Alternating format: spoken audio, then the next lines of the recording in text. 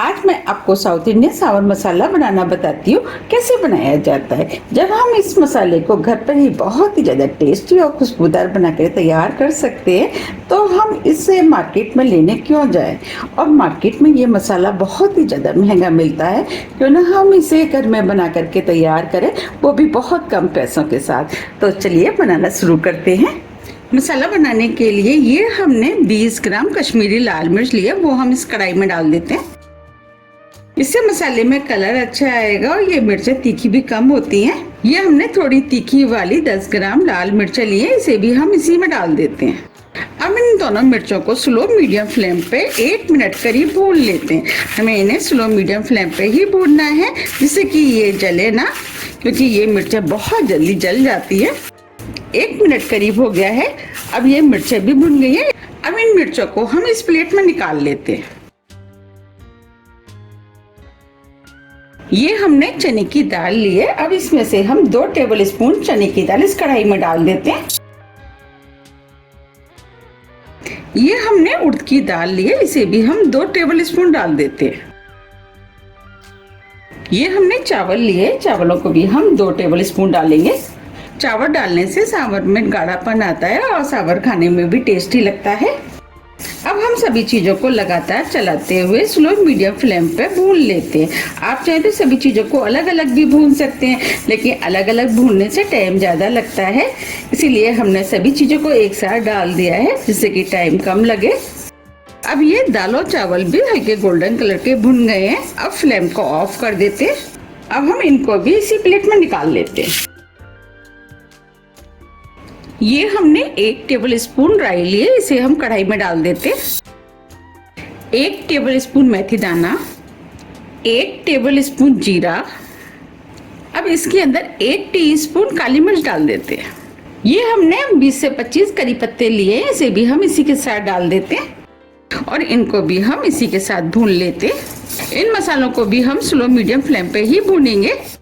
अब ये मसाले भी भुन गए हैं, हल्के गोल्डन कलर के हो गए हैं और मसालों के साथ जो हमने करी पत्ते डाले थे वो भी क्रिस्पी हो गए हैं। देखिए, मैं आपको दिखा भी देती हूँ। देखिए, अब हम फ्लेम को ऑफ कर देते हैं। अब इन मसालों को भी हम इसी प्लेट में डाल देते हैं। अब हम मसालों को अच्छे से ठंडा होने देते हैं, क्योंकि मसाले अभी थोड़े से गर्म है। अब ये मसाला भी ठंडा हो गया है। अब हम मसाले को पीस लेते हैं। इसके लिए ये हमने मिक्सी का जार लिया है। अब मसाले को हम मिक्सी के जार में डाल देते हैं।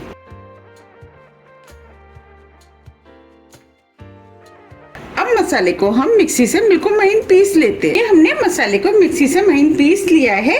ये हमने आधी टीस्पून हींग ली है, जिसे हमने हल्का सा रोस्ट कर लिया है। अब हम हींग को भी इस मसाले में डाल देते हैं। आप चाहें तो हींग को मसालों के साथ भी भून सकते हैं। ये 1 टीस्पून हल्दी लिए, इसे भी डाल देते हैं।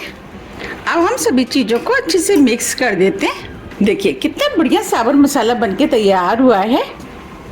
आप चाहें तो इस मसाले को इस तरीके से भी यूज कर सकते हैं और आप चाहें तो इसे छान भी सकते हैं। हम इसे छान लेते हैं। मसाले के अंदर थोड़ा बहुत जितना भी मोटा पोर्शन होगा वो छलनी में आ जाएगा। अब मसाले को हम छलनी के अंदर डाल देते हैं और इस तरीके से मसाले को छान लेते हैं। मसाले के अंदर से खुशबू बहुत अच्छी आ रही है, तो आप भी इसे एक बार जरूर ट्राई कीजिएगा। आपको भी ये मसाला बहुत ज्यादा पसंद आएगा और इसे बनाना भी बहुत आसान है, झटपट बन के तैयार हो जाता है।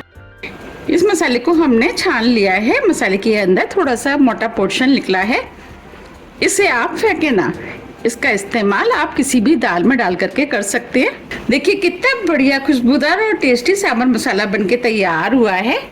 आप इस मसाले को किसी भी एयरटाइट कांच की बोतल में भर करके रख सकते हैं। आप इस मसाले को बाहर रख करके कई महीने तक भी इसको यूज कर सकते हैं और आपको इसे सालों यूज करना है तो आप इसे फ्रिज में रख लें, फिर और जब भी आपको इस्तेमाल करना है आप निकाल करके इस्तेमाल कर सकते हैं।